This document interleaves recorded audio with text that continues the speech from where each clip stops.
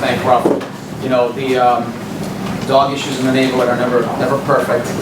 You know, we have, there's still some issues that take place in the neighborhood, even with this dog park, with the dog run on Richmond Street. But I just want to say that the time and effort that Ralph has put in to, trying to alleviate a lot of those issues is been countless and has been very important for the neighborhood. And I just want to personally thank them for all their work on doing that.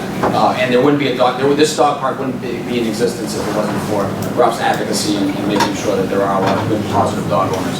We still got to weed out some of those bad dog owners that are in the neighborhood. But I just wanted to come here and, more importantly, talk about another issue that is of news recently and something that is very troubling to me. And I want to just make sure that the community has an update from my office, knowing what's going on. I've been working with the mayor's office, with Senator Boncory's office, and with Councilor LaMattina. But that is about the nursing home, and something that is obviously very troubling to a lot of us. News came down on Monday, I believe it was, or came out on Tuesday's paper, that the nursing home was going to be closing on Fulton Street within a year. Partners had briefed me on it a couple days prior, about a week prior, but had already kind of made up their mind at that point in time on what they were going to do. They had stated that they were merging their location in the North End with their location in West Roxbury, and they were combining them and they were putting it in Brighton. I believe they signed a P&F for Brighton just last week, and it's very troubling. It's about 140 beds for those that aren't familiar with the nursing home. About half of them are for short-term use rehab, and half of them are for long-term rehab. The short-term rehab, I think, is something that we're not as much concerned about because those people are eventually going to be going home. But there are a number of people in the long-term rehab that we're never going to go home. They're just in a time, they're point in their lives and in their illness that that was really their home for the remainder of years of their life. And there's a handful, I want to say 2 to 3 dozen of them that are lifelong residents of this neighborhood and never have lived anywhere else. And the thought that Partners, who owns the property and is closing the rehab center, the thought that they would move these people out of the neighborhood, and that's some of our most vulnerable population at this time in their life, to me is absolutely shameful and something I am completely disappointed and disgusted by, to be perfectly honest with you, and something that I think we all should be disgusted by. These are our elderly, these are the people that help build this neighborhood to what it is today. And so for them to do that to those folks, to me, is heart-wrenching. And something I've had trouble sleeping over the last couple of days, to be perfectly honest with you, on what to do going forward.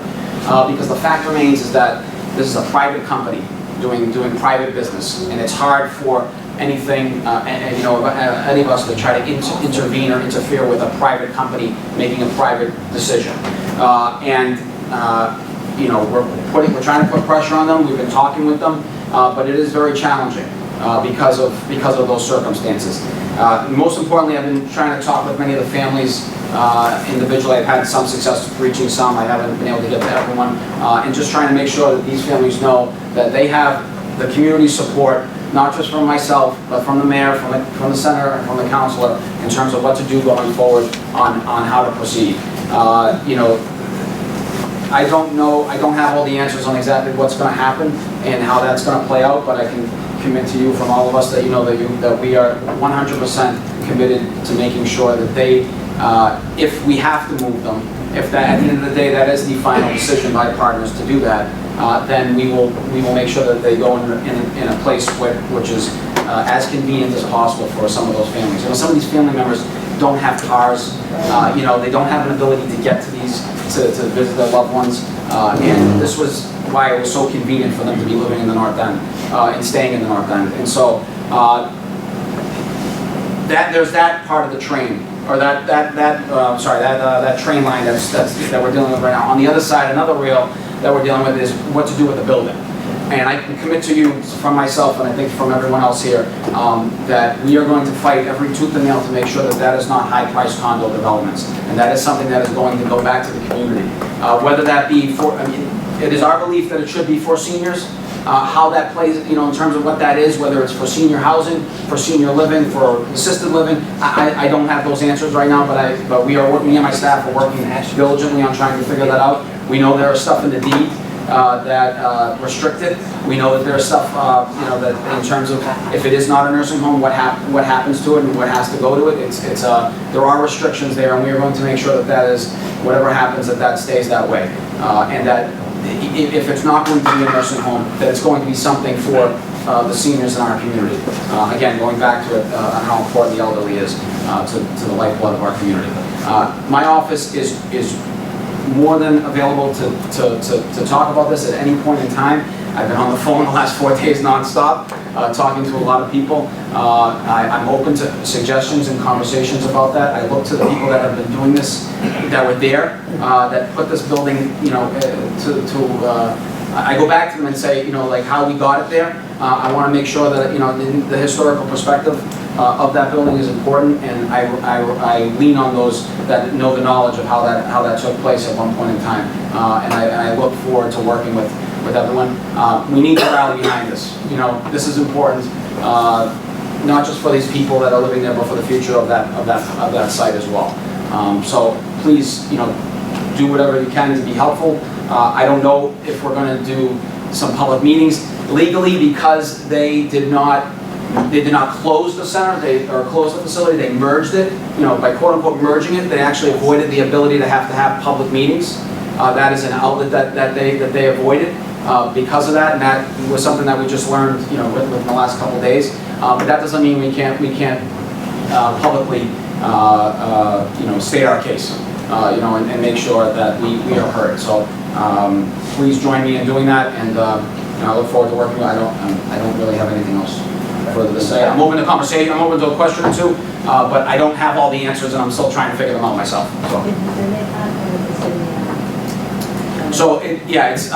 There's some question, and we've been talking with the BRA and Councilwoman Martina in the Mayor's office. We've been talking with the BRA in terms that part of it is, we believe part of it has to go back to the city, or the BRA has a say in terms of what goes in. Part of the land is actually Massport land, which I learned today. I did not know that. The abutting stretch of land that really where the cars are parked, that abut the tunnel, that's actually Massport land, and Massport's been giving that those parking spaces. Or Massport? It was, what, I'm sorry? Is it MassDOT that owns that? No, it's Massport. It's Massport, according to what I was told today. I mean, I could have to verify that, but that's what I was led to believe today. MassDOT. And that it's a stretch of land where those cars are parked. That was actually Massport was giving those parking spots to the community for parking at the rehab center and for the health center. A couple of misnomers I want to make sure that people know that are not true. One is the building has not been sold. There is no sale in the building as of right now. I know a lot of people think that that's what has taken place. That is not, or at least that's what I've heard from a lot of people. That is not the case. This has not been sold. Partner Stills owns that building and owns the land again, beside, with the restrictions like we talked about. The second thing is the health center is not going to be changed. Nothing is being touched from the health center. That is still going to be the same place. I know there was some rumors going around that if they're closing that, what are they doing with the health center? I've been told the health center is not being touched and not being altered in any way. Can your office shoot me a title reference for the deed, because we really would like to know what the deed says? Sure. Okay. Yeah, we can do that. We'll do that tomorrow. Is that in the urban renewal zone, that property? Yes. Yes. It is. Yes, it is. So, I mean, far be it from me to praise the BRA, but perhaps we could reach out to the evil empire and see if they could use some of their powers to our advantage. It's not right. Calling Sorry, folks on camera. I was just kidding. Evil empire. Aaron, has anybody been looking into other companies that run nursing homes that may want to switch, they could buy the place or take over the... We've been looking into that. Don't have any individual answers on that yet, but yes, me and my office have been looking into that. I know other people have been looking into that. If people have ideas or thoughts, I'll make the call myself. Whatever it takes to try to do it to delay this or keep this as much as intact as possible is my goal. The market for nursing homes has decreased enormously, particularly for old nursing homes with pretty bad infrastructure, so the chance that we were a nursing home company is likely to come in and buy that is, I would say, close to zero. I don't even go down that road, but I would not spend a lot of time. Yeah. Aaron, is it possible, or has been any thought given to the people that have been there forever being relocated somewhere else in our town? I don't know if there's a facility that provides the care that these people are that these people need. That these elderly need. If there is an option, I'm open to it. People, the great thing about this neighborhood is that people have been rallying around it, everyone. And I've gotten calls from a lot of people saying, how can I help? How can I help? How can I help? How can I? And I don't know yet. I don't know the whole answers. I'm trying to get as much information as possible. If there is a facility that would do that, I would be open to certainly advocating for that. I don't know of one at the moment, and I don't believe there is one, to be perfectly honest. Aaron, do you have a number as to how many people are currently non-rehab residents then? It's about close to, I want to say 67, somewhere in that number. 2 floors, two or 3 floors.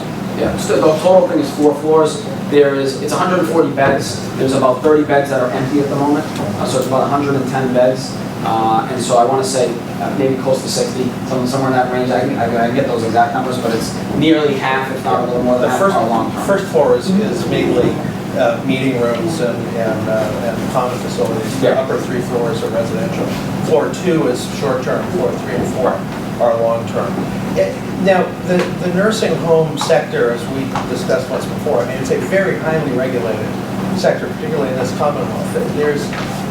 I'm surprised that with the regulations that exist, such a move by partners is possible. I know they have an excellent legal staff, but is that one of the angles that your office is? We're looking into it. We've been talking to some of the people that have dealt with some of the stuff in the past.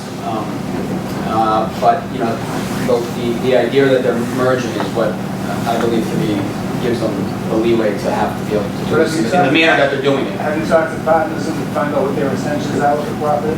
I talked to partners. Actually, I've been talking to them off and on for the last couple of days. They do not have any indication as to what they're telling me on what their intention is on what to do with the property. They are well aware of the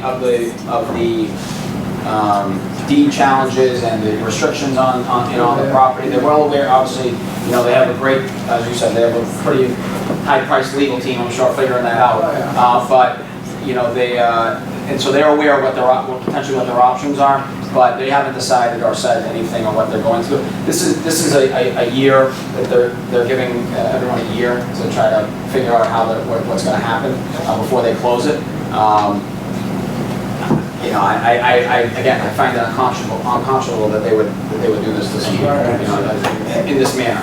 Has anyone examined? I'm sure someone has, but has your office, I should say, examined the documentation that a patient going in would have to sign?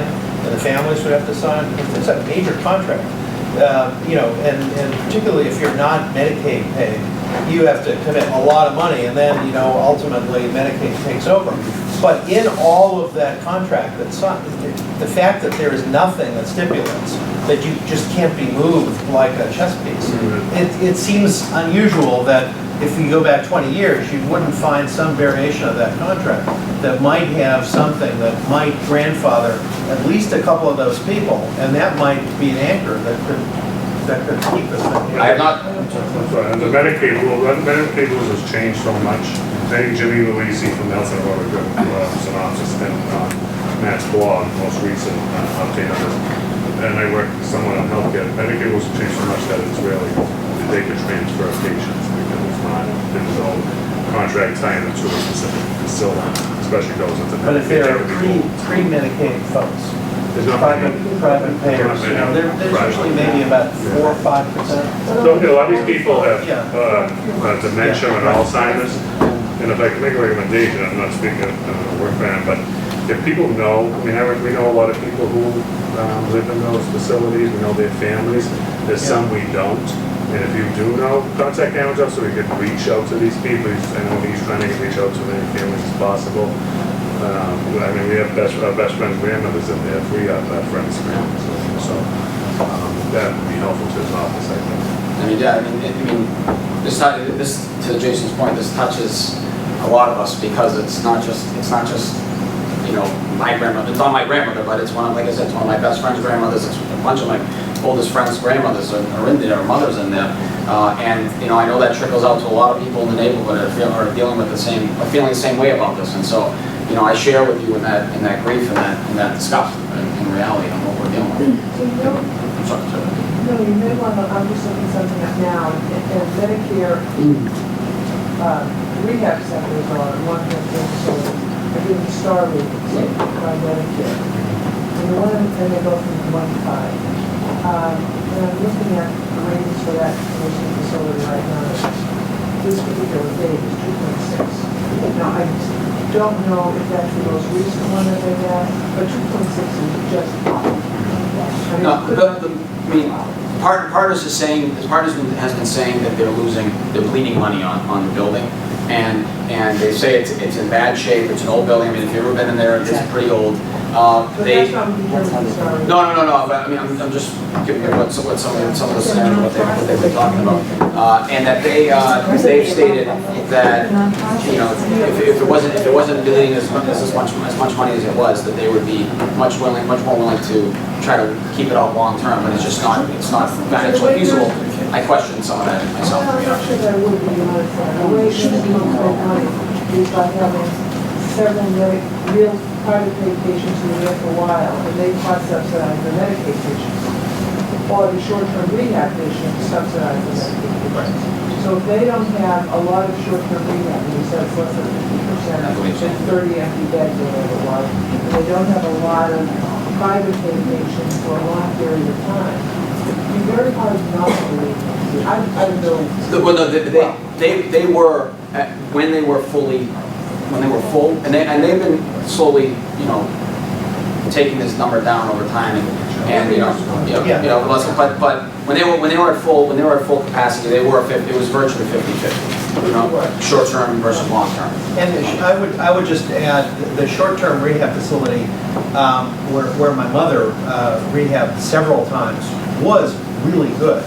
Now, it's certainly possible that it has gotten worse over time and finally hit a threshold where they're saying, hey, we can't make money, you know, and it will be interesting to see, you know, the degradation of the star rating over time and see if there's any pattern there, because, you know, yeah, but it just, I don't know, Part of that equation is they opened the Charlestown facility, Yeah. brand new. right. So. But Charlestown so they- replaced the. But it was bigger. And those, Nashua Street had a different mission, and this was more of an older person's rehab. And we have to be the last question because we have to get to the next agenda item. We're really happy that you brought this to us, though. This is great. So the Partners is giving so-called assurances that we have up to a year. Who's to say they won't measure that and say, all right, for 6 months. Yeah. We have no protection against that. Not the moment. Aaron, are they going into an existing building, or are they going to be building a building in? I believe it's a facility that was a rehab center owned by a private company, another private company, that they're renovating, and it was not in nearly as, it's a relatively new building that just someone did occupy that now that just left. So. And that's the Brighton building. There are other options for that they're giving the families to try to facilitate them, whether it be in Chelsea, Revere. There's some other options that, you know, in terms of not just that Brighton is the only option. But the Brighton ones, they're all guaranteed to go there if they choose to. It's the other places that they are going to have to try to work with those homes to try to figure out. Did Mr. Venuti have a question? I saw your hand up. Yeah, I'm getting sicker and sicker at this. It's my fault that we had it built there because I was the precinct captain in those days. And I chose to put them down at Sergeant's Wharf, but they fought me. They wanted to go on that site. So we gave them that site with the city. Now, the things that's disturbing me is when the old group turned it over to the hospital, I don't know if there was any money transfers on that thing, because we also gave them the health center. Right. All right, those are under Kevin White. Well, 2,000, yeah. Yeah, they were under Kevin White, so there was no money transacted, but we gave them the property. So what we have to go back to is the deeds and see in fact if there was any money transferred to, or the hospital paid any money on those buildings. If they didn't pay any money on those buildings, how the hell did they get them free? That's number one. It disturbs me that this is happening now after 25 years, because when we lost 145 commercial, I fought that for the Hope for the Elderly. After 20 years, the contract read that they don't have to now support the elderly. And that ticked me off. And that's gonna happen with Casa Maria, and it'll happen with the Michelangelo. It's gonna happen the same way. Casa Maria is different, but that is But what is after currently 20 talked about years- as the Merck town. I know, but after 20 That's the years, issue, and that was a 35 to 40 year issue. The Columbus, 145 Columbus was 20 years, and then but the thing about that was everyone was grandfathered in. So if you stayed there, oh, I know that. but then you once someone left, then it went to market rate. and that was But the deal. automatically, you could have moved them Back over to the there. 80s on I that. mean, Are there any people at the BRA that you are working with? And I'm sorry for calling them the evil empire. They're the. No, I don't, Councilwoman Martinez has been talking They're to. the better. Councilwoman Martinez has talked to. Chief Sheila Dillon from D&D. D&D as well, yeah. Donuts too, so Okay. we're working with them. But We're are lost you- in a conversation. If it's in the urban renewal zone, would there not be a land disposition agreement that might have some, restrictions on that property? So, we'd love If the to, BRA, if the BRA is further, actively. but if there's mass dot or Mass port or something like that. It's complex. Thank you for giving me the opportunity. Well, thank you for bringing that to us.